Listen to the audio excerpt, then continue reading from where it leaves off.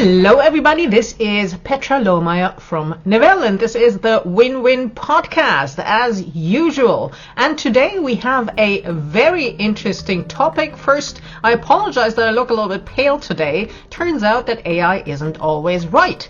I had to buy new makeup. Turns out it got the shade wrong when I asked it what the appropriate shade would be, because the one that I had before wasn't available anymore. Just a little bit of trivia there, so I look a little bit like a ghost, but I can assure you I am absolutely healthy. At least that's what I think. You never know, right? But, so what do we have today? We've got the World Economic Forum. It is one of my favorite organizations. Today, it used to be the absolute enemy of the environmental movement, and now it is actually at the forefront of everything that is happening in climate change and so on and so forth, because all of that, of course, has an economic benefit or an economic loss to it. So what I found today is Spain is the fastest growing economy in the Eurozone today, and turns out it is Spain's green industry that is fueling the economic engine. That is what you can see here. And it is referring to the First Movers Coalition. Now, the First Movers Coalition is something that I heard in the World Economic Forum. I think it was in 2022 in Davos. I was, for some reason, invited to a side show there, and I have no idea who invited me, because the person that I thought invited me told me afterwards that he had no idea what I was talking about. So somebody invited me to this World Economic Forum talk, which was incredibly interesting. So thank you to whoever it was at the time, right? And that is also where I heard about the First Movers Coalition, and there was Microsoft there was Salesforce there, and their CEOs who were introducing it. And I have done a little bit of research now, because I hadn't heard of it for a while. There are also other initiatives that the World Economic Forum has. And I looked at it. It's a global coalition of companies leveraging their purchasing power to decarbonize the world's heavy emitting industrial sectors, responsible for 30% of global emissions. So that is a really good news that the most important and biggest companies in the world have put themselves together in order to do the right thing. So I took a look at who is now part of this coalition.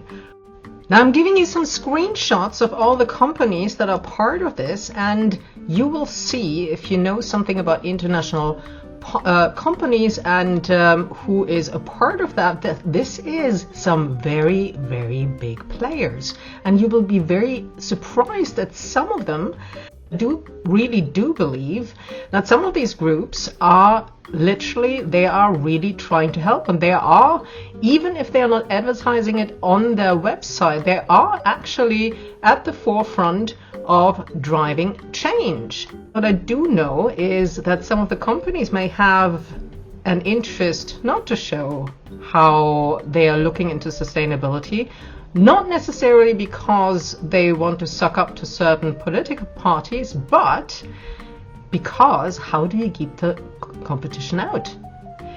By telling the competition, look, the gold is over there, the gold is over there, while you know that the gold is here, right? I mean, it's a very easy comparison with the gold, right? Well, what did you do if you had brothers and sisters, if you knew exactly where something really good was stashed, and you kept your brothers and sisters probably away from it by telling them to look everywhere else, right?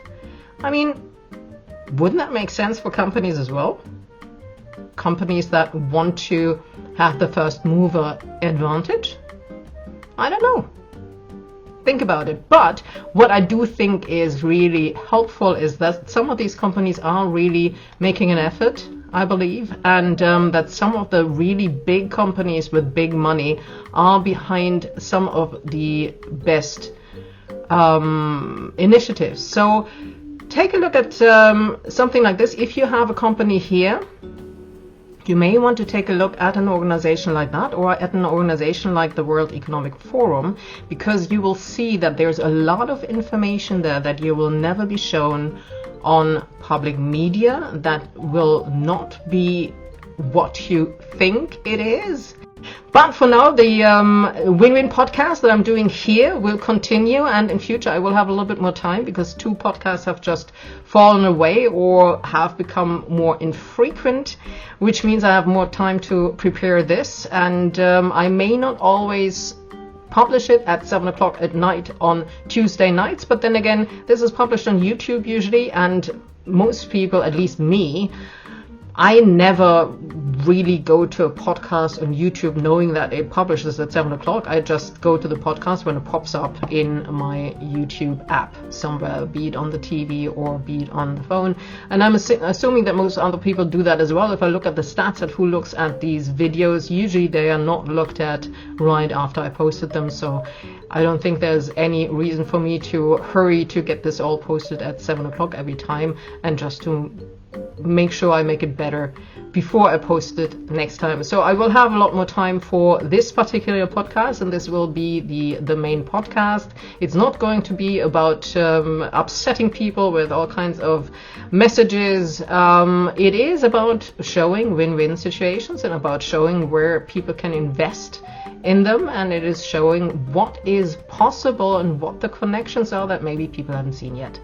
Right? So it is all about opportunity. It is all about the future. It is all about landing where we want to land.